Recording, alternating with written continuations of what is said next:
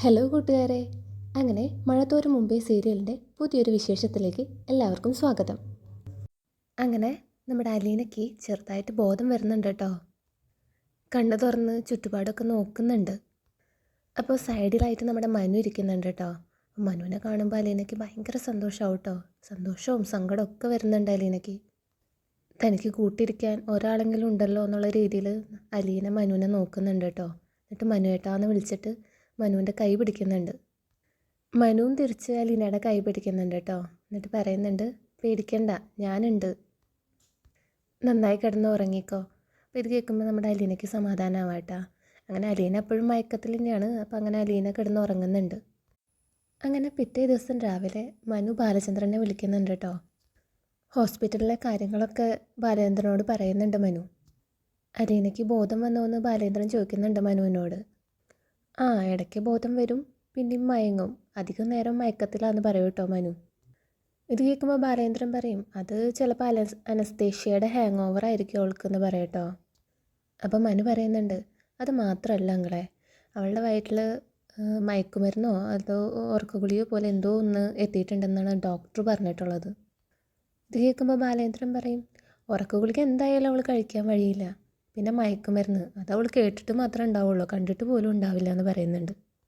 എന്തായാലും ഞാൻ വേഗം വരാമെന്ന് പറയുന്നുണ്ട് കേട്ടോ ബാലേന്ദ്രൻ. ഇത് കേൾക്കുമ്പോൾ മനു പറയും, തിരക്ക് പിടിക്കേണ്ട അങ്ങളെ, ഇവിടുത്തെ കാര്യങ്ങൾ നോക്കാൻ ഞാൻ ഉണ്ടല്ലോ എന്ന് പറയും കേട്ടോ. അപ്പോൾ ബാലേന്ദ്രൻ പറയും, ഇനിയും കൂടുതൽ നേരം നിന്ന് കഴിഞ്ഞാൽ നിനക്ക് പല ചീത്തപ്പേരും കേൾക്കേണ്ടി വരും. അപ്പം മനു പറയും, ചീത്തപ്പേരൊക്കെ അമ്മ ഇന്നലെ തന്നെ പറഞ്ഞതാ, ഇനിയിപ്പോൾ ഇതിൽ കൂടുതലൊന്നും കേൾക്കാനൊന്നുമില്ല. ഇനി ചിലപ്പോൾ ആൻറ്റിയും കൂടി പറയുമായിരിക്കും, അവർക്ക് അവരുടേതായ ശരി, എനിക്ക് എൻ്റെ ശരി, അതത്രേ ഉള്ളൂ അങ്ങളെ എന്ന് പറയും കേട്ടോ. അപ്പോൾ ബാലേന്ദ്രൻ പറയും, ഏതായാലും ഞാനൊരു 8:00 അവിടെ എത്താൻ നോക്കാം കേട്ടോ എന്ന് പറയും. അങ്ങനെ സിറ്റ് ഔട്ടിലിരിക്കുന്ന സമയത്ത് ബാലേന്ദ്രൻ നമ്മുടെ ഡോക്ടർ ശർമ്മേനെ കാണുന്നുണ്ട് കേട്ടോ. അങ്ങനെ ഡോക്ടറെ അടുത്ത് വിളിച്ചൊരു താങ്ക്സ് ഒക്കെ പറയുന്നുണ്ട് ബാലേന്ദ്രൻ. അപ്പോൾ ഡോക്ടർ പറയുന്നുണ്ട്, താങ്ക്സ് ഒന്നും പറയണ്ടോ, അതിന് മാത്രം ഞാനൊന്നും ചെയ്തിട്ടില്ല, ഒരു ആംബുലൻസ് വിളിച്ചു, അത്ര തന്നെ. ഇനി എന്തെങ്കിലും പറയണമെന്നുണ്ടെങ്കിൽ അത് റിങ്കുവിനോട് പറഞ്ഞാൽ മതി, അവർ തമ്മിലാണല്ലോ ബോണ്ടുള്ളത്. അത് ശരിയാ, അവർ തമ്മിൽ നല്ലൊരു ബോണ്ടുണ്ട്, അത് കാരണം ഡോക്ടർക്ക് അലീനേനെ വരെ വഴക്ക് പറയേണ്ടി വന്നിട്ടില്ലേ എന്ന് പറഞ്ഞ് നമ്മുടെ ബാലേന്ദ്രൻ പറയുന്നുണ്ട് കേട്ടോ. അതെ അതെ എന്ന് പറഞ്ഞിട്ട് നമ്മുടെ ഡോക്ടർ പോകുന്നുണ്ട്. പിന്നെ കാണിക്കുന്നത് ഹോസ്പിറ്റലാണ് കേട്ടോ. അലീനയാണെങ്കിൽ കണ്ണ് തുറന്ന് കിടക്കുന്നുണ്ട്. അടുത്ത് തന്നെ മനു ഇരിക്കുന്നുണ്ട് കേട്ടോ. മനു കസേരയിലിരുന്ന് ഉറങ്ങുകയാണ്. ആ സമയം നേഴ്സ് വരുന്നുണ്ട് കേട്ടോ മുറിയിലേക്ക്. അപ്പോൾ നേഴ്സ് വരുന്ന സൗണ്ട് കേൾക്കുമ്പോൾ മനു എഴുന്നേൽക്കുന്നുണ്ട്. അപ്പോൾ അലീന ഉണർന്നിരിക്കുന്നത് കണ്ടിട്ട് മനു ചോദിക്കുന്നുണ്ട് കേട്ടോ, എപ്പോഴാണ് എഴുന്നേറ്റേ, ഞാൻ അറിഞ്ഞില്ലല്ലോ. അപ്പോൾ അലീന പറയുന്നുണ്ട്, മനുവായിട്ട് ഉറങ്ങിക്കോട്ടെ എന്ന് വിചാരിച്ചു, അതാ ഞാൻ മിണ്ടാതിരുന്നത്. അങ്ങനെ നേഴ്സ് അലീനയ്ക്ക് ഗുളിക കൊടുക്കുന്നുണ്ട് കേട്ടോ. ഭക്ഷണത്തിന് അരമണിക്കൂർ മുമ്പാണ് കഴിക്കേണ്ടത്, ഞാനിപ്പോഴേ തരുന്നു എന്ന് പറഞ്ഞിട്ട് നേഴ്സ് ഗുളിക കൊടുക്കുന്നുണ്ട് അലീനയ്ക്ക്. അപ്പോൾ മനു ചോദിക്കുന്നുണ്ട്, ഇതൊരുപാട് നേരത്തെ ആയിപ്പോയല്ലോ എന്ന് ചോദിക്കുന്നുണ്ട് കേട്ടോ. അപ്പോൾ നേഴ്സ് പറയുന്നുണ്ട്, ഇത് എൻ്റെ ഡ്യൂട്ടി ഇപ്പോൾ തീരും, ഇത് എൻ്റെ ഡ്യൂട്ടിയിലുള്ളതാണ്, അതുകൊണ്ടാണ് ഞാൻ നേരത്തെ തന്നെ കൊണ്ട് തരുന്നതെന്ന് പറയുന്നുണ്ട് കേട്ടോ. അങ്ങനെ അലീന ഗുളിക വാങ്ങി കഴിക്കുന്നുണ്ട്. അങ്ങനെ അലീനയ്ക്ക് ഗുളികയൊക്കെ കൊടുത്തിട്ട് നേഴ്സ് പോയിട്ടോ. അത് കഴിഞ്ഞ് അലീന മനുവിനോട് പറയുന്നുണ്ട്, മനുവേട്ടൻ വീട്ടിൽ പോയിക്കോ, ഉറങ്ങണ്ടേ, ഇന്നലെ രാത്രി ഉറങ്ങിയില്ലല്ലോ. അപ്പോൾ മനു പറയുന്നുണ്ട്, എനിക്ക് ഇത്രയൊക്കെ ഉറക്കം മതി. അപ്പോൾ അലീന ചോദിക്കുന്നുണ്ട്, ജോലിക്ക് പോകണ്ടേ? അപ്പോൾ മനു പറയുന്നുണ്ട്, എന്നെ പറഞ്ഞയച്ചെങ്കിലേ നിനക്ക് സമാധാനമാവത്തുള്ളൂ, ശല്യമാണെങ്കിൽ ഞാൻ പോയേക്കാം. ഇത് കേൾക്കുമ്പോൾ അലീനയ്ക്ക് സങ്കടമാവാണ് കേട്ടോ. എന്താ മനുവേട്ടാ ഇങ്ങനെയൊക്കെ പറയുന്നത്? മനുവേട്ടൻ ഇവിടെ എൻ്റെ അടുത്ത് ഇരിക്കുന്നത് കാണുമ്പോൾ എനിക്ക് എന്ത് സന്തോഷമാണെന്നോ. അപ്പോൾ മനു ചോദിക്കുന്നുണ്ട്, പിന്നെന്താ പ്രശ്നം? അപ്പോൾ അലീന പറയുന്നുണ്ട്, രാത്രി ഞാൻ കണ്ണു തുറന്ന് നോക്കിയപ്പോൾ മനുവേട്ടൻ ആ കസേരയിലിരുന്ന് കൊതുകടിയും കൊണ്ട് ഉറങ്ങുന്നു. ഇത് കണ്ടപ്പോൾ എനിക്ക് തീരെ സഹിച്ചില്ല. എനിക്ക് വേണ്ടി ഒരാൾ ഉറക്കുളച്ച് കാത്തിരിക്കുന്നു, അത് കാണുമ്പോൾ എന്തോ ഒരു വിഷമം. അപ്പോൾ മനു പറയുന്നുണ്ട്, അതൊന്നും സാരില്ല. അതൊക്കെ പോട്ടെ, നിനക്കിപ്പോൾ സംസാരിക്കാൻ ബുദ്ധിമുട്ടുണ്ടോ? ഇല്ല എന്ന് അലീനയും പറയുന്നുണ്ട് കേട്ടോ. അപ്പോൾ മനു പറയുന്നുണ്ട്, ഞാൻ ചോദിക്കുമ്പോൾ എന്നോടാണ് നീ ഉത്തരം പറയുന്നതെന്നുള്ള ബോധത്തോടു കൂടി വേണം പറയാൻ. നീ പറഞ്ഞ കത്രിക സ്റ്റോറിയൊന്നും ഞാൻ വിശ്വസിച്ചിട്ടില്ല, എന്താ അവിടെ സംഭവിച്ചത് എനിക്കറിയണം. ഇത് കേൾക്കുമ്പോൾ അലീനയ്ക്ക് സങ്കടം വരുന്നുണ്ട് കേട്ടോ. അലീന പറയുന്നുണ്ട്, മനുവേട്ടനോട് എനിക്ക് കള്ളം പറയാൻ തോന്നുന്നില്ല, പക്ഷേ മനുവേട്ടൻ എനിക്ക് വാക്ക് തരണം, ഇത് മറ്റാരോടും പറയില്ലെന്ന്. അപ്പം മനു പറയുന്നുണ്ട്, ഏത് പറയണം ഏത് പറയണ്ടെന്നൊക്കെ എനിക്ക് നന്നായിട്ടറിയാം. നീ അവിടെ എന്താ ഉണ്ടായേന്ന് പറ. അങ്ങനെ അലീന നടന്ന കാര്യങ്ങളൊക്കെ മനുവിനോട് തുറന്ന് പറയുന്നുണ്ട് കേട്ടോ. അതൊക്കെ കേൾക്കുമ്പോൾ മനുവിന് സങ്കടവും ദേഷ്യവും കരച്ചിലും ഒക്കെ വരുന്നുണ്ട്. അപ്പോൾ അലീന പറയുന്നുണ്ട്, എൻ്റെ മാനം രക്ഷിക്കാൻ വേറൊരു വഴിയും കണ്ടില്ല മനുവേട്ടാ, അല്ലെങ്കിൽ അവന്മാർ എന്ന് പറഞ്ഞ് നിർത്തുന്നുണ്ട് കേട്ടോ. ഞാൻ ഈ വിവരം മറ്റാരോടും പറഞ്ഞിട്ടില്ല.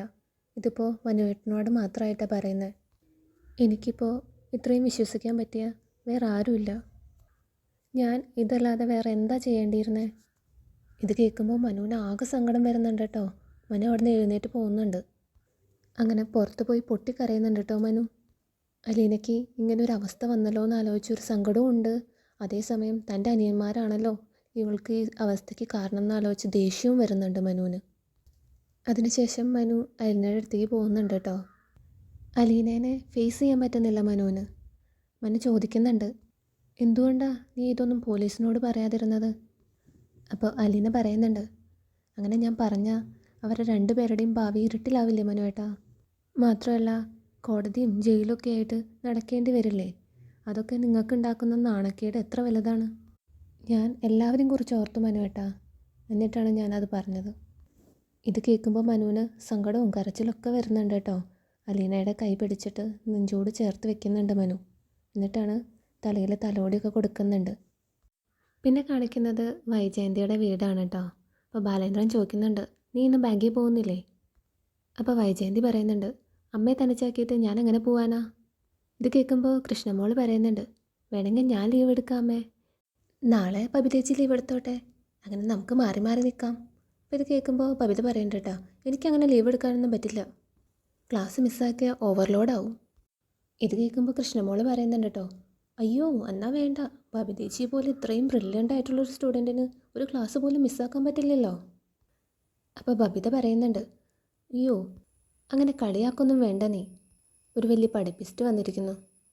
ഇത് കേൾക്കുമ്പോൾ ബാലേന്ദ്രൻ പറയും കേട്ടോ, നിങ്ങൾ രണ്ടാളും സ്കൂളിൽ പോകേണ്ടവരല്ലേ, നിങ്ങൾ അങ്ങോട്ട് പൊക്കോ, ഇവിടുത്തെ കാര്യങ്ങൾ ഞാനും അമ്മയും നോക്കിക്കൊണ്ട്. അങ്ങനെ ബബിതയും കൃഷ്ണമോളും അകത്തേക്ക് കയറി പോകുന്നുണ്ട് കേട്ടോ.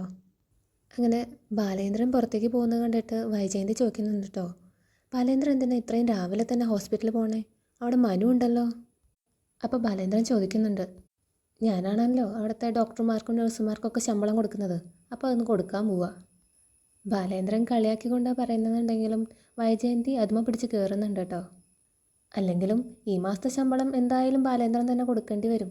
ഒരു 1.5 ലക്ഷം എന്തായാലും ഇപ്പോൾ പൊടിയും. ഈ ഡോക്ടർ ശർമ്മ കാരനാ, അവൾ ഏതെങ്കിലും താലൂക്ക് ആശുപത്രി കാണിച്ചാൽ മതിയായിരുന്നു.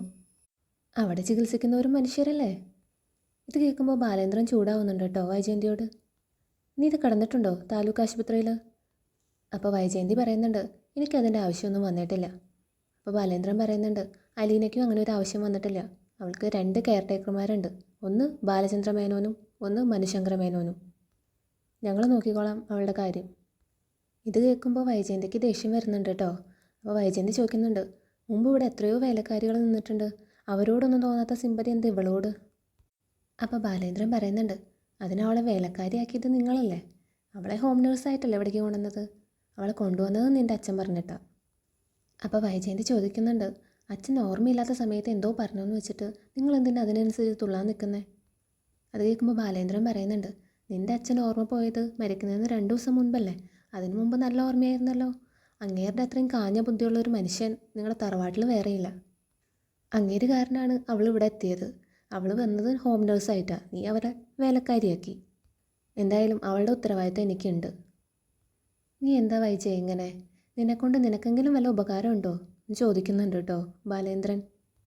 നാളത്തെ പ്രമോയിൽ വൈജയന്തി അമ്മോട് ചോദിക്കുന്നുണ്ട്, അമ്മ ആഗ്രയിലത്തെ കാര്യങ്ങാനും അലീനയോട് പറഞ്ഞിട്ടുണ്ടായിരുന്നു. അവൾ അന്ന് എറണാകുളത്ത് നിന്ന് വന്ന അന്ന് എന്നോട് അങ്ങനെ പറഞ്ഞു, അവൾക്ക് എൻ്റെ ആഗ്ര ചരിത്രമൊക്കെ അറിയാമെന്ന്. പിന്നെ വൈജയന്തി കമലേനെ വിളിക്കുന്നത് കാണിക്കുന്നുണ്ട് കേട്ടോ. വൈജ പറയുന്നുണ്ട്, ഞാൻ അന്നേ കമലേട്ടത്തോട് പറഞ്ഞതല്ലേ അവൾ മനുവിനെ കൈയും കാലും കാണിച്ച് മയക്കെടുത്തിട്ടുണ്ടെന്ന്. കമലേച്ചി അത് വിശ്വസിച്ചിരുന്നില്ലല്ലോ. ഇപ്പം എന്തായി? അവിടുത്തെ വേലക്കാരിയാണെങ്കിൽ കുഴപ്പമില്ലെന്നെങ്കിലും വെക്കാം, ഇതിപ്പോൾ ഇവിടുത്തെ വേലക്കാരിക്കാണ് അവൻ കൂട്ടിരിക്കാൻ പോയിട്ടുള്ളത്. ഇങ്ങനെയൊക്കെ ഓരോന്ന് പറഞ്ഞ് കമലേനെ ഏഷണി കയറ്റുന്നുണ്ട് കേട്ടോ വൈജയന്തി. ഇത് കഴിഞ്ഞ് മനു അലീനോട് യാത്ര പറഞ്ഞ് പോകുന്നുണ്ട്. അതിന് ശേഷമാണ് ഹരിയുടെ അടുത്ത് പോകുന്നതും ഹരിയെ തല്ലുന്നതൊക്കെ. അതൊക്കെ ഇനി നമുക്ക് നാളത്തെ എപ്പിസോഡിൽ കാണാം. അപ്പോൾ ഇത്രയാണ് ഇന്നത്തെ വിശേഷങ്ങൾ. വീഡിയോ ഇഷ്ടപ്പെട്ടാൽ ലൈക്ക് ചെയ്യാനും സബ്സ്ക്രൈബ് ചെയ്യാനും മറക്കല്ലേ. അപ്പോൾ പുതിയ വിശേഷങ്ങളുമായിട്ട് അടുത്ത വീഡിയോയിൽ കാണാം. താങ്ക്